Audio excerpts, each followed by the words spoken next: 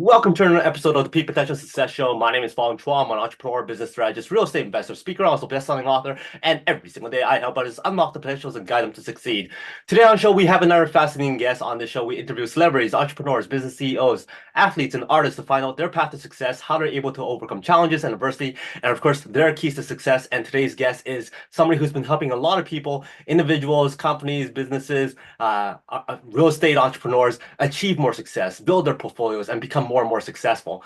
She has over 20 plus years of experience in real estate. I've had the privilege of seeing her speak on stages, seeing her on live virtual events, on social media. And when it comes to movers and shakers, that's the first thing that comes to mind. Every time I see her pop up, it's always, hey, we bought this property. Hey, we're doing this inspection. Hey, this is very successful. Hey, this client's happy. So if you're thinking about someone who's really active in the space of business and real estate, this is the person you really, really need to connect with.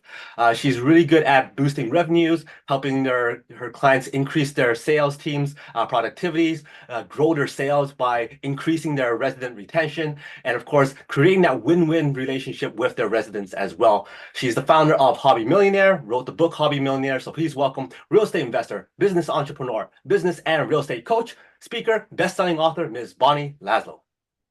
Thank you. Thank you again for having me. I appreciate it. Hey, Quite the introduction. hey, it takes somebody of your credentials to create a introduction like that. So I'm very, very excited to have you here. Thanks for being here. You're a person who's always out there talking about success, talking about what you're doing, but you didn't get to where you are today right off the bat.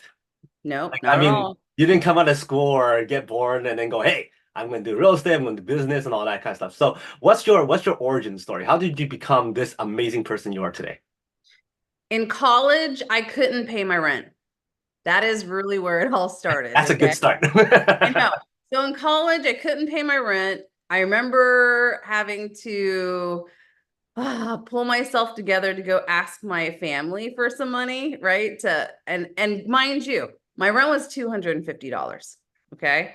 And I was sharing a room at the University of Florida in, student housing and everything. And I'm just like, oh my gosh, like I am just, so embarrassed. And I don't ever like this feeling. I don't want this to happen again. And so during the summer in college, I made a decision that I was going to learn from millionaires. And I pretty much found that late night infomercial, Carlton Sheets no down payment method. I don't know if you guys, like, I'm aging myself. And by the way, yes, 20 plus years, we're going on 30 plus now, So it's crazy, but I did that for a summer. I'm like, I'm going to give it a whirl for a summer. People, this is the only time that I'm going to have, the best opportunity to do that, just in case, my later years in college, I might have been doing internships. I kind of saw what people were doing. So I was like, this is the summer. And worst case scenario, I'll just have my own place where I can rent out the rooms and, have them cover my rent. And I never have to call my parents again, kind of thing. And that's exactly what happened. So what is it? The 3% that bought that program and 1% that actually opened it. And it worked. And I just, I kept repeating it over and over again. And I tell you what, I remember looking up and I had like 50 houses after that. And Oh, wow. yeah. And when you just do the same thing that works over and over and over again, it becomes so no-brainer. It's very low risk. And I was doing no-brainer deals. Yeah. Wow. 50 properties within what period of time? I think it was under 2 years whenever I was just like focused on that, because I would go and tell the sellers, I'm like, look, I can't make this house any worse. So go ahead and let me, make payments to you, or let me go ahead and fix it and put the tenants in there, and then start making you a payment and everything. And I'll paint it, I'll clean it. And you know what? I didn't realize that in kindergarten. You ever have one of those sticker books where you're pulling Yep. stickers off and putting it in the coloring book or whatever? Guess what? That was teaching you how to be a real estate investor, because you can do a whole house of flooring. Just pull the backing off a peel and stick tile that looks like wooden planks and just stick it down on the ground, right? So I was doing literally a lot of the work for myself, going to Lowe's and Home Depot to kind of see, how people were doing stuff. This was back in the day, so we didn't have real estate clubs, and we barely had a lot of YouTube going on where there was how to do this and that. So yeah, it was a lot of Google and trial and error and just kind of figuring it out too, of how to do it. And in college, I did go ahead and get a part-time job as a leasing agent at a 360 unit apartment complex Oh so wow. that I could learn and get paid on how to do this game of real estate. And I pretended the place was mine. So I paid make believe with myself, right? And I saw these guys flying in on helicopters and they had their, accountants come in to do the audits and everything. So I was learning, in essence, how to have a place like that as my own. By somebody paying me. And I figured, hey, if I do well with this particular property, then, it's probably an indicator that I'll do well with my own portfolio. Mm. So it Well, really worked out. Their place was like 1 and 2 bedrooms. And then when I was purchasing and doing my hobby on the side, right, of real estate, I was doing 3 and 4 bedrooms so to oh make sure wow. there wasn't a conflict. That is awesome. What was that turnover time from the day you asked your parents for the $200 for rent to you signing up for that course and you getting your first property?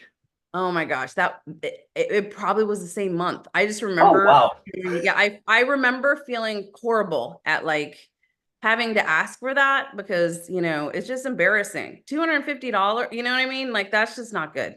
Wow. And yeah, and you're going to school and you have like part-time jobs and all, and I was just being bad with my, like I don't know what exactly, I just wasn't paying attention or something. I don't really understand the reasonings behind of why I didn't have that money. But I just remember not having it, and I felt like the stupidest human being, and I wanted to change it. That is quite an impressive turnaround time. Yeah. Let me ask you this then. Lots of people are stuck in that phase of, okay, things aren't going according to plan, but if I stick this out, it's gonna work. I'm gonna hold out on making that change. I'm gonna hold out on signing for a program or asking my parents. How long was that period of time of having that doubt and internal conflict before you took the action and made something different? Well, well, remember it like I remember not having the money, right? But then I remember there was a special when I saw it, it was $9.99 a month, right? And that's when I was like, sign me up. I can afford $10. So I didn't sign up for that program, but I did attend the Rich Dad Poor Dad stuff. And Yeah. I remember my first time being in that seat. I'm like, wow, there's like 400 people here. Am I the only one that finds this interesting, or what am I missing here? I'm like so geared up to ready to go and wanting to sign up, but nobody else is moving. And even within that 400 people, I'm guessing about 100 people stood up and signed up. I'm like, oh wow, look at all this competition. But as years go by, that group of people starts deteriorating and dropping off. What would you say is the biggest difference between yourself and the other hundreds of people who were attending that thing that didn't succeed or did take action but didn't carry on? My coaching's free. I've been doing it for a very long time. And it's almost like my way of giving back. So I dedicate 3 times a week to do this. And while I'm there, I'm holding myself high and my team members high. And there is a gap between buying a books and tape program and then going to actually getting the results. There is that gap of having the hand holding there for someone to kind of give you the play by play. And in regards to, doing the deals, it's a recipe. It's the same thing over and over again. I've done thousands of deals and I haven't changed what I've been doing since college. Like it's been the same thing. It's pretty boring, I guess you could say, but it's a boring way where I'm crying myself to the bank. Okay. Uh, And it's consistent to where everyone can be financially free. To get yourself up to 5 units, and then from there get yourself financially free. From there, match your, job salary if you're working a W-2 or something, and then get yourself up to accredited investor. So it's a path.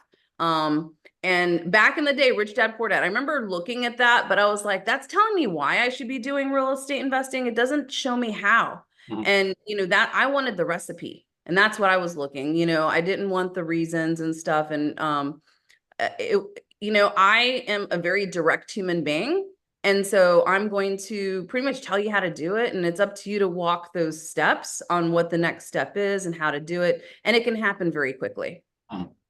What is the biggest obstacle that people face? Like you could give them your recipe, you could handhold them, you could Yes, I be can. right beside them.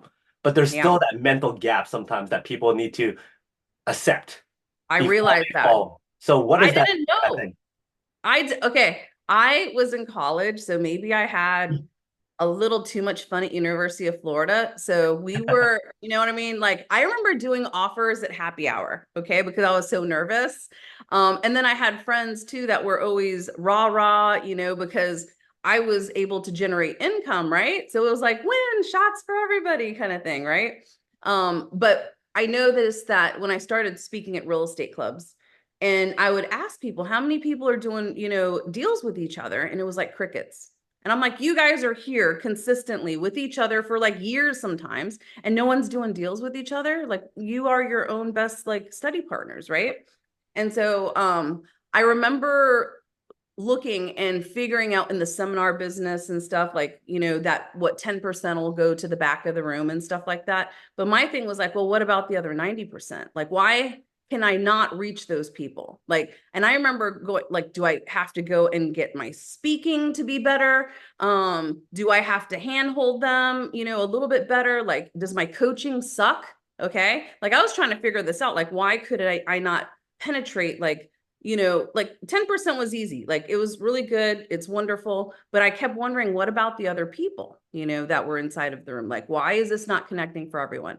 And so it's mindset. And I remember, going to leadership, and I think I figured it out because even one of my investor support assistants, one of my best friends, right? Um, she was doing it for me to the tune of a multi-million-dollar portfolio, yet she would not do it for herself. You know what I mean? Like you're running the show. Like it kind of makes me look bad if my people aren't growing too. You know what I mean? Like, oh, you're such a good coach. Oh, you're such a good real estate investor. How come your team's, still, working for a paycheck, right? And eh, I'm like, this is a mindset thing. And I remember there was an investor support that showed up at one of my trainings. People would pay to come on site, right? It was like $2,500, I guess, for the weekend. And they would come stay and learn. And one of these students stayed. She's like, can I just stay and support you and whatever? I said, sure, okay. She stayed for 90 days, 3 months. Okay. I gave her a house after that. Wow. And she goes home. Guess what happens? Nothing. Her husband makes her give it back.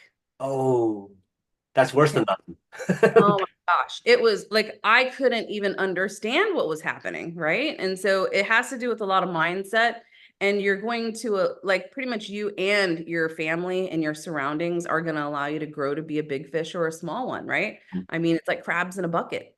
And I realized like a lot of the 90% are living in a situation of crabs in a bucket. Mm. You're surrounding yourself around people that just want to pull you down, keep you safe, and just huddle in a big little crab bucket or something. I don't know. So what would you recommend people who wants to make that change, but are surrounded with people who are crabs? Yes. How do they break free from that environment? Go surround yourself with millionaires. I don't know where you can find them. Real estate clubs have a bunch of them there. Business networks, right? We met through JT Fox, right? Yeah. So a lot of the networks go to where millionaires are. Seriously. And then watch, and you're going to be able to tell which people are accredited, which ones are not. You can even ask because a lot of people, especially millionaires, they're pretty open with the financial aspects of things because people are always asking us, are you an accredited investor? I'm always asking people, how many doors do you have? Right? Because I'm looking for track record. I'm looking to see, the level of success that this person has received and gotten to see if I can learn anything new from them as well. Right. I'm like the baby of the millionaires per se. I kind of feel that way whenever you're in a big pond with 9-figure millionaires, right? We've gotten to 8 figures, but still, it's like you have so much more to grow and you can only do it in bigger ponds, right? Oh. So, yeah. So surround yourself with the best and see what they're doing and replicate, but have a good time doing it. I always tell people it gets to be easy, it gets to be fun. I'm called the hobby millionaire because I teach people how to do real estate as a hobby. And then you can decide if you want to take it up a notch because I'm totally fine with you guys just having, 5 units is bringing in a residual $1,000 a month to, pay for some living expenses and everything. But normally when that happens, that's when the light bulb, comes on. and you're like, I want to duplicate this, because if you got fired, I want to make sure that, you're not going to get evicted and stuff like that, to where you have that residual money coming in and you can breathe a little bit and you're not freaking out thinking that you're under the thumb of a job, right? So there's that Totally, peace of totally agree. mind and it's freedom. Yeah. Um, I'll add a little bit to that as well. I find that yes, you have to surround yourself with other people, but during that period of time when you're switching your mindset, you also have to be able to put on different hats.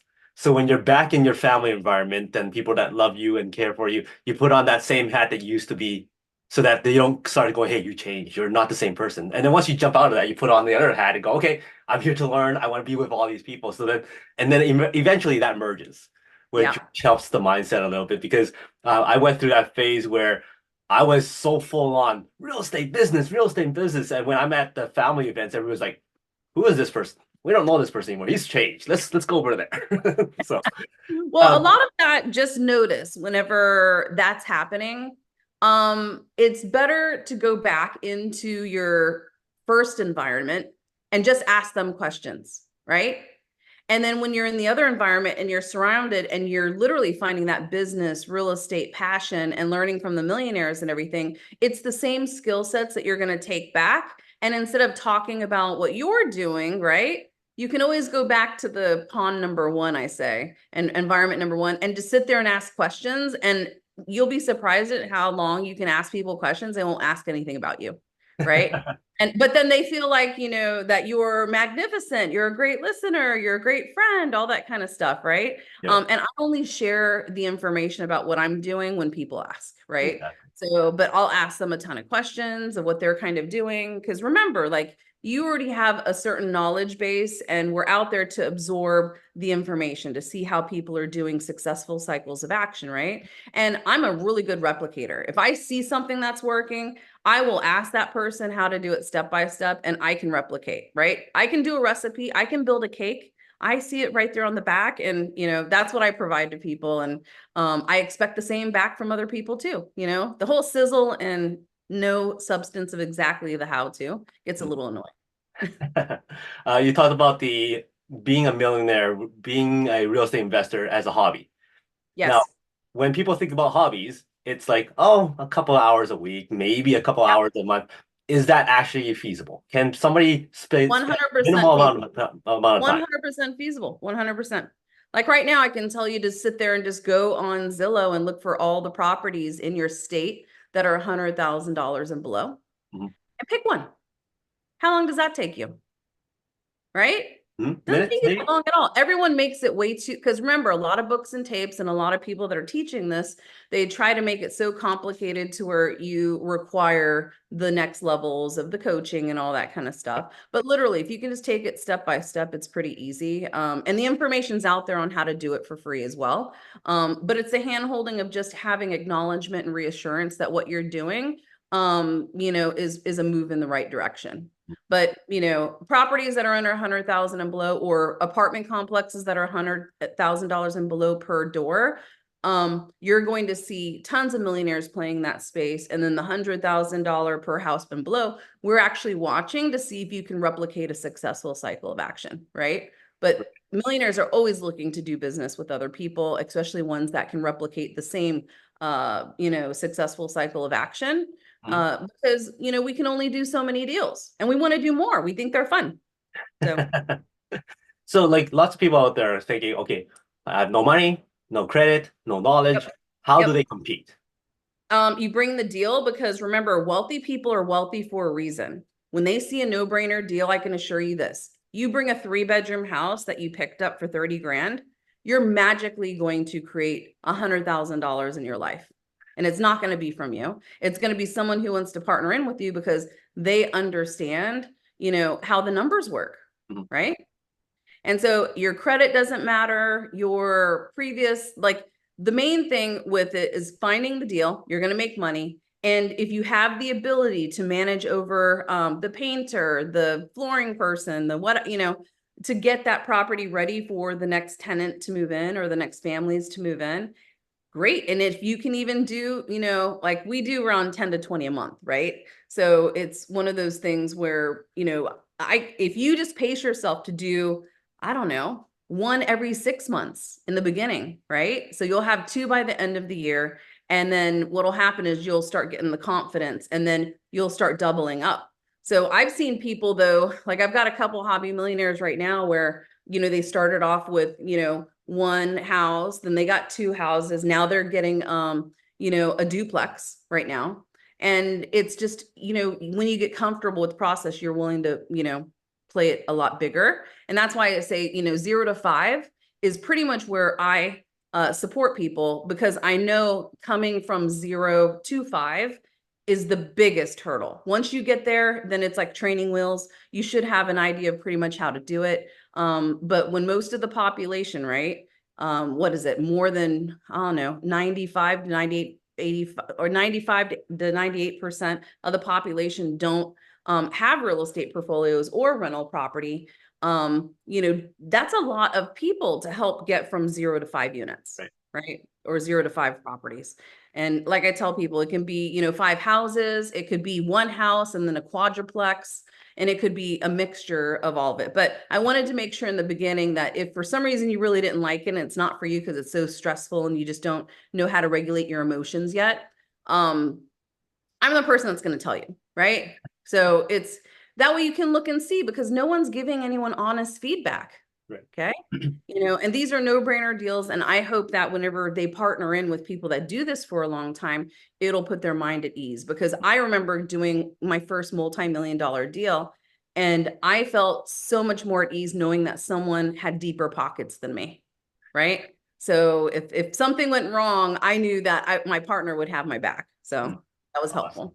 I find that a lot of people within that group is they want to, but they overcomplicate so many things. They have this image of what real estate investing is like, and they think they have to go from 0 to 100, that mindset right away. Whereas you're going, hey, just do this first.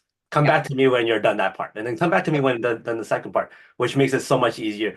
But the mindset has to change first. You can't know everything.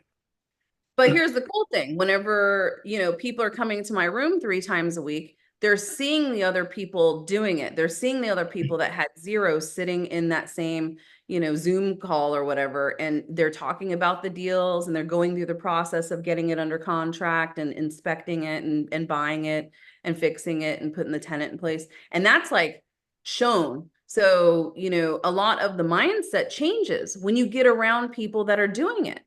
You start feeling left out. You're like, oh man, I've been here longer than that person. Well, you start also being, it's like the seagull kind of thing, one takes off, then the other two take off. The next thing you know, everybody's taken off. And so it works out really great. So the people that show up to the room, they get traction, they get honest feedback from the group, and it's the secret sauce. One thing that most people get challenged with after they have X amount of properties is managing the properties, managing the tenants. You have a system, the home guardian approach. Can you share a little bit about that? Sure. So home guardian, so who do you want to rent from, right? Do you want to rent from a landlord, or do you want to rent from a home guardian, which is pretty much a mixture of a real estate investor, a volunteer, and a, management company, like a landlord, right? But the whole thing is, whenever you are looking at who you're going to stay with and who you're going to live with, I know that my tenants are my biggest players on my team. Okay. They're the ones that are going to, make you financially free. They're the ones that are going to, allow you to wake up and decide what you want to do and, where you want to be the rest of your life.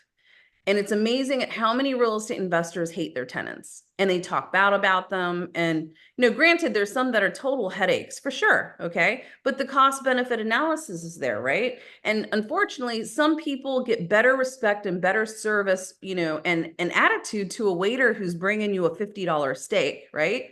Than a resident who is paying you $12,000 a year. Right. True. So it's one of those things where you look at it and, I want everyone that is around me to kind of look at it from the perspective of being a home guardian versus being a landlord or being just a real estate investor. And so the community service volunteer aspect of it is, if someone is behind on their monthly payments, Like my office, my team will send them all the assistance program people to go call to get some assistance, right? I don't know of any landlords that are really doing that and helping them get some rental assistance if they lost a job or there's a medical kind of thing. Like it happens, it's life, right? So why not, you're the smarter of this, situation at the moment with being able to support people. So why not do it for the biggest players on your team, right? And I understand you have to evict people whenever they don't want to help themselves, but we do the best that we can to be able to get them that rental assistance and get them to learn from it. And it's been very successful with what we do. We work with nonprofits and we work with Section 8 as well. I work with normal conventional residents. And there's the NACA program, which no money down, no closing costs and everything, cheapest money on the street. So I give this information to them as well as fixing their credit or being able to do a resume if they lost a job so they can get traction a lot faster. And it's just going, and it doesn't have to be a long time. Literally, it's anywhere. Like my office, sending a text message takes what, 15 seconds? Right. So 15 seconds can change someone's life as well as 30 minutes of attention. Because I remember seeing this one lady that came into the office like for 2 weeks trying to find a job and she just couldn't do it. And I saw her on my delinquency. And finally I told her, I go, you know what? Office closes at 6. Come back here dressed to interview with me. I want to see what's going on here. Right? She showed up. That was the craziest interview I'd ever been. So I got to give her some honest feedback. And she got a job, I would say, within the next week after she did some, curbing of things. And it was her dream job as a social worker and everything. But her interviewing was horrible. I've even done this with some of my. You're giving me, you're teasing. Come on. Yeah, like no, she when she came to interview with me, she changed her voice. It was some kind of high, like she was trying to play this role about something. And I go, I know you, and I don't know who this is, right? And then there's other things too, where it's like, take the hot pink fingernails off, okay? Go ahead and make sure that you're dressed not for the club. You want to be dressed professionally to be able to go and land the job that you're looking for. Look at the people of who you're positioning yourself with and just replicate what they look like. Because when you're being interviewed, I have to be able to see that you could fit the role that I'm looking, and are you going to represent me well? Or are you going to look a little crazy? Right? So like I'm the person giving the honest feedback. And I know it's not very, comfortable for some people, but I am openly sharing those sorts of things. I'm not the person that's gonna, not say anything and, talk behind their back about it, right? Right. I find that very fascinating that most tenants, if they are challenged with rent or having some issues and whatnot, the first thing they could expect from most people is, oh, there's that eviction letter. Oh, there's that notice. Whereas you're helping them getting through that, which Well, they get that too, but they also get the list of, hey, because you got this late notice letter, guess what? You might want to go ahead and because late notices are on the 6th of the month, and then we do evictions on the 15th. So you have time between that to make those phone calls, meet with those agencies, and get them to email us that they're, either interviewing with you, looking for approval and all that kind of stuff. And I'll work with people like that. That's awesome. Because like for people who are looking for help, they'll really appreciate that. And then when they are able to get to a better spot, they'll be like tenants for life or residents for life or even become clients of yours later on because they know you're a person that's going to care for them. So that's that win-win scenario that you're creating for them. So that's absolutely amazing. Now, you then transitioned into you're still doing real estate, you're still doing business, you're coaching. That transition from doing to teaching and coaching it seems almost flawless for you. Is that something that was easy for you to do, or did you have to kind of force yourself into it? No, easy, because in the beginning, whether you know it or not, you're teaching your contractors, right?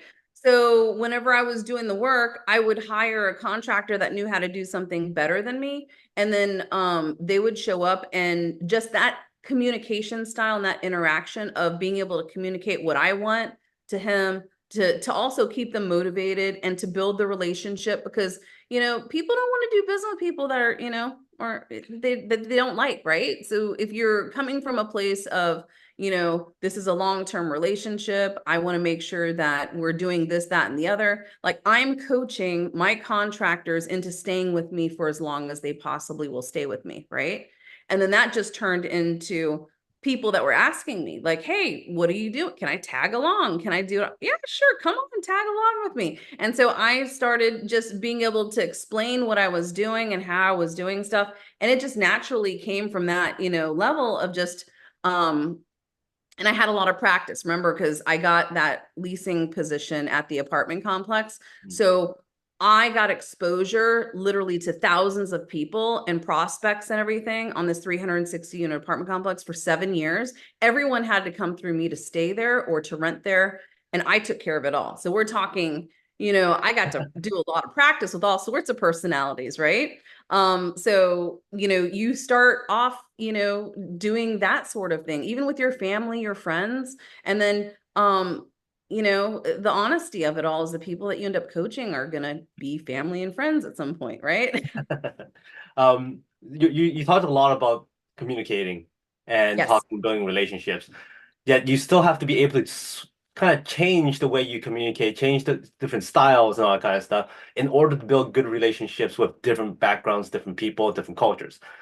What have you found that you were able to use or do that allows you to kind of play different parts or wear different hats or use different styles? So I hear that and I hear it all the time. I I do it a little different, to be honest. Like, I still am me, whether I'm with the residents or I'm with the multimillionaire investors. The only difference is what information comes out of my mouth, right? So with residents, if I'm having the communication, let's say about evictions and everything, I'm holding them high, they have a lease, these are the steps to do, whatever, right? Whereas with an investor, I'm the same exact person, same exact tonality, right? The only delivery is, hey, let's make some money. I've got, let's say a 10-unit apartment complex that I'm getting at $50,000 a door. Let's do 50-50. And I've done thousands of these projects and everything. And, yeah, let's check this out. Or let's start off with one house to build this relationship. So whether it's anyone in your life, I think if you're putting on a mask of any sort, that it's going to probably show through as being inauthentic. Same situation with that resident that was interviewing, right? For that social worker position.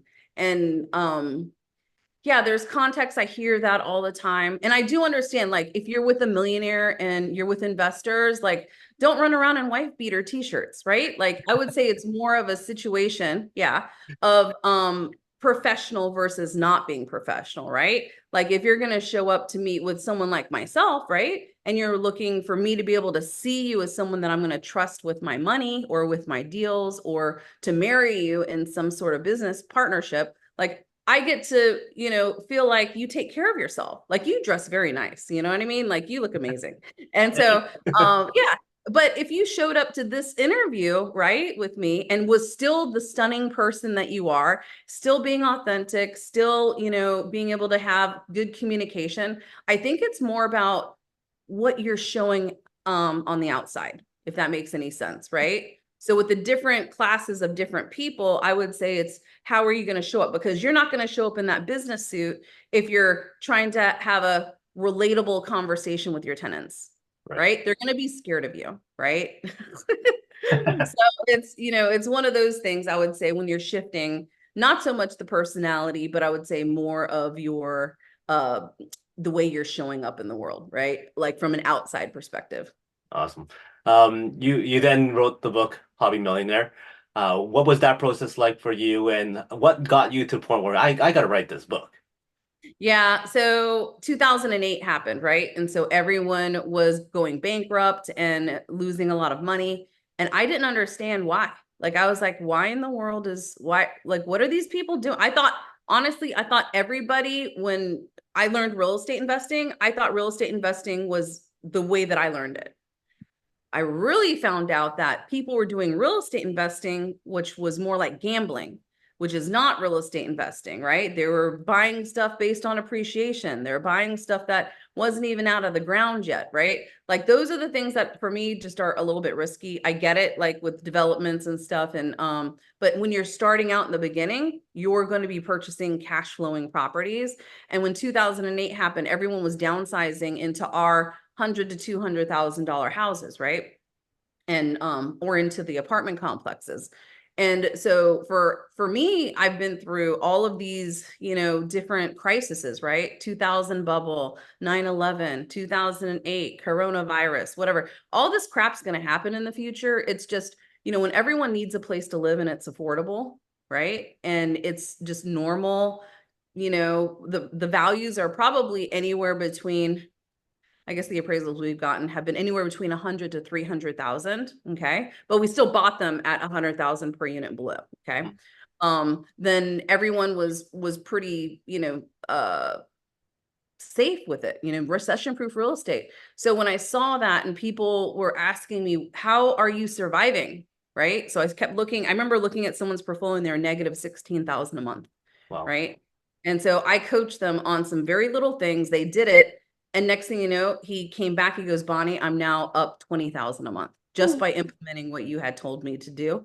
Because I can look at the pieces and be like, okay, like this is real estate investing. This is not. But since you made that mistake, now we're going to go into short-term rentals with it, right? So that you can kind of get some other stuff. But the book came shortly after I was doing those coaching sessions and people kept asking me. So I'm like, let me just do this book real quick. I did it so that everyone could kind of have the recipe and also be able to just, know and understand where I'm coming from and how I do it. And I use that book as curriculum too. And you can read it literally in a couple hours. So it's not a long dissertation. It's to the point and it's effective. It's also good to have that base reference point that you could talk to your clients about, or that prospective client, student, and whatnot, because it's hard to start all over every single time you're talking to somebody and explain all that stuff. And plus, having that book allows you to kind of screen who is going to be actually serious about what they're doing. Because if they go, I'm not going to read it, then that might not be somebody you want to work with. Yeah, that's possible. But get a load of this. So I have the Bonnie benchmarks, right? And even today, there's people that have been in my rooms for years and they still don't get the benchmarks right. You know what I mean? So it's kind of interesting. Like they get the gist of the whole thing, but yeah, I agree. It would be nice if everybody could be weeded out that way. Definitely the left brainers, we can do that. But I tell you what, someone who hasn't read my book brings to the room, I don't know, a 3-bedroom house for 50 grand. I really don't care if you read the book, right? It's all about the deals. Well said, well said. What's going on now? What's your big projects coming up, or what are you looking for? Well, currently I am finishing out the current project that we have and optimizing it and getting to 100% occupancy. It's been a very long time that I have come to like my last 5 renovation move-ins, because we normally, like I said, do 10 to 20 a month. And I said to myself, let me just go ahead and take a breather real quick. I'm going to finish out this project. And instead of taking on a smaller project, I'm finishing out this one. And then I actually am going to go to the auctions and start buying apartment complexes from the auctions. Wow. Yeah, so that's what I'm doing. And I'm looking for investors that want to play with me, right? That wants to go to the auction and go buy properties that are under 100,000 per door, more like 50,000 or less per door. Because that's where the biggest upside, in my opinion, is, because I can take that property and spend 6 months there and create a few $1,000,000, right? So it's a good use of my time, and it's enjoyable to be able to see something not performing and bringing it back to performing, and then being validated by Mr. Appraiser, right? Because he comes and he provide, because I mean, he's the one who's keeping score for me. So if that appraisal hasn't moved up based on whenever I purchased it, then I feel like a failure, right? If that ever happens. But so far, so good. Everything we've been doing has been pretty no-brainer. Like I said, and being able to take distressed assets and turn them into performing, or even, even if it's not really distressed, but you can tweak a few things to do a value add and raise the rents, $100 to $200. That's also something that when I look at the numbers and I see what I've created, I like it. I feel purposeful. And it's also a way for me to affect, hundreds of families and hundreds of people just to make sure, that they have a great place to call home. It's one of those things where my job is to, keep everyone with me as long as possible and make sure everything is working well and, do some more growth. But obviously at really great prices. So Awesome. I love your approach to things, the thought process that you have when it comes to you want to keep tenants for life, residents for life, and partnerships for life. So that's absolutely amazing. You talked about auction houses, and the first thing that came to mind is emotions. Like you don't want to accidentally buy an apartment by, raising your hand accidentally. So emotions are one of the things that's really hard to like keep composed. How do you do it? I look at myself from a distance. So when I see myself having a human moment, you can pause and just look at it and go, what's that all about? You know what I mean? Oh, that's Bonnie freaking out. That's Bonnie totally losing her shit. Excuse my French, right? So, and I'll notice a lot of times that happens with contractors and me, right? There's like obvious things that are, supposed to be taking place. And I will start to, feel myself boiling inside, right? And then you get to self-regulate. You just get to stop, look at yourself and go, you know what? You cannot be angry enough to fix any situation, right? So it's just like you can't cry enough, you can't be fearful enough to change anything. So why not be cool as a cucumber and then just get it handled, right? And then move on. So whenever, those emotions are taking place, I just really look at them from a third perspective and just be like, wow, that is me having a human moment, right? And I will say that to other people. So when they start losing it, right? I'm like, hey, it's okay to have a human moment. Like, are you aware of what's happening right now? And then, with other people too, because I see them getting all crazy. And then it's just like, scale of 1 to 10. Where are you at on this? Okay. Because I'm really at a 2, although we're arguing about something. So are we still, doing this? Or I'll ask people, what are you committed to creating? So you're yelling at me. You want this to happen. You want something fixed, right? Because we'll have residents that get upset because they want things done as of yesterday. And maybe they're waiting on a part or something like that. So I let them kind of have their human moment, but then I'll bring it back and just be like, hey, what are you committed to creating here? Are you really wanting to get something fixed? Why are you locking the guy out of your house? Right? I thought it was an emergency, but they're having human moments. They're freaking out, right? And then same thing with the investors. Like I have a class, right, where people make offers with me for 3 hours. Okay. And I remember back in the day too, whenever we would put the letters in the mail, people were crying, like letters of intent. They're not binding or anything. And I even have a thing that we call a house orphanage, right? So if you get a house, you can throw it in the house and you don't want to buy it, throw it in the house orphanage and I'll find it new parents. Okay. So, because when you're learning and you're making the offers, but heck, if you get a 3-bedroom house or something for 50 grand, we'll find a new parents, no problem, relax.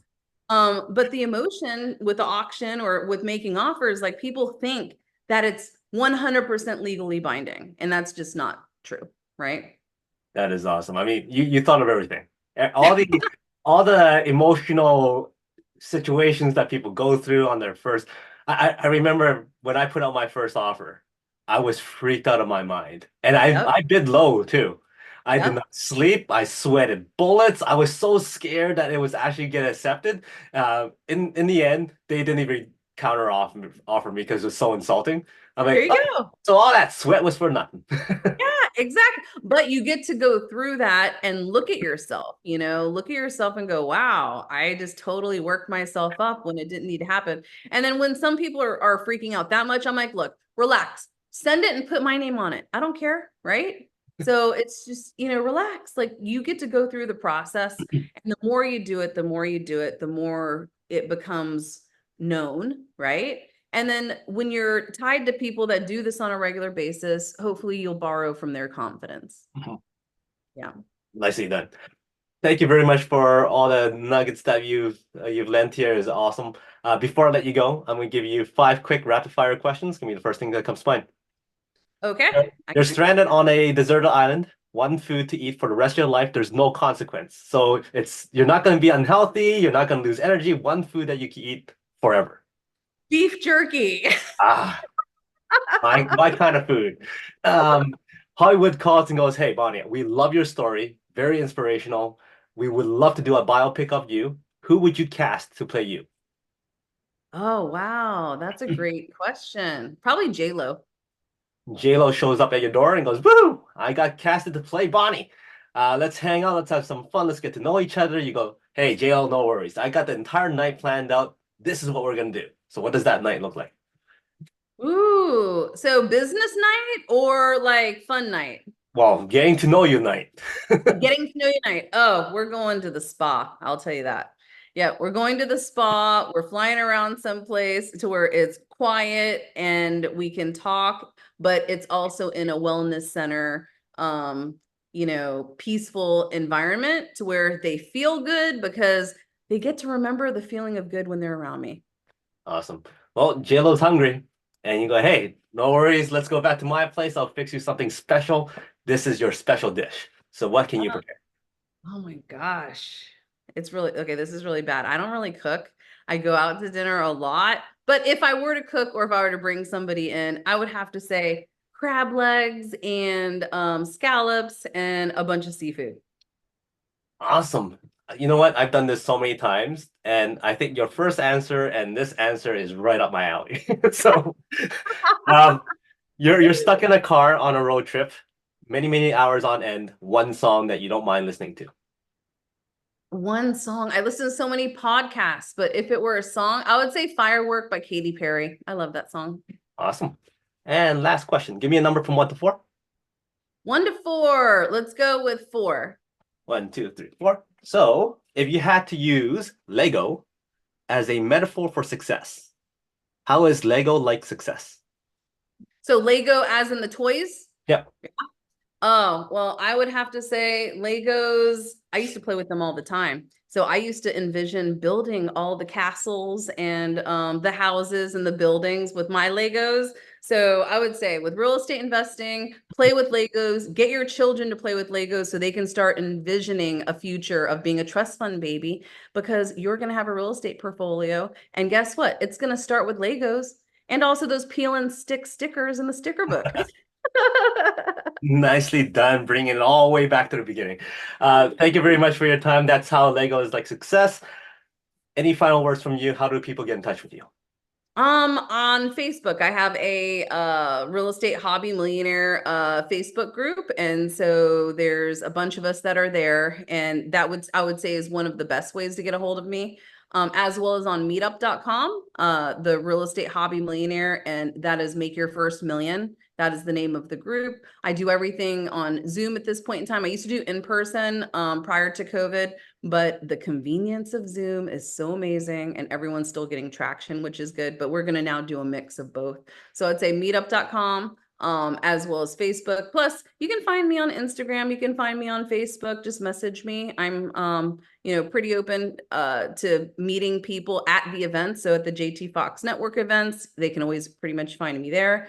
As well as going out and about in the field of real estate. I would say in the areas of North Carolina and Florida, right? You can pretty much just, Google me, find me. That's probably the best way I would say, stick to the social media aspects as well.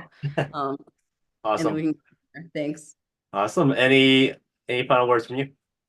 No, I think everything's great. Thank you again for having me on. And I wish everyone to be financially free. And my quote, though, to the world is time is valuable. Teams are best. Use them both wisely, and I'll show you success.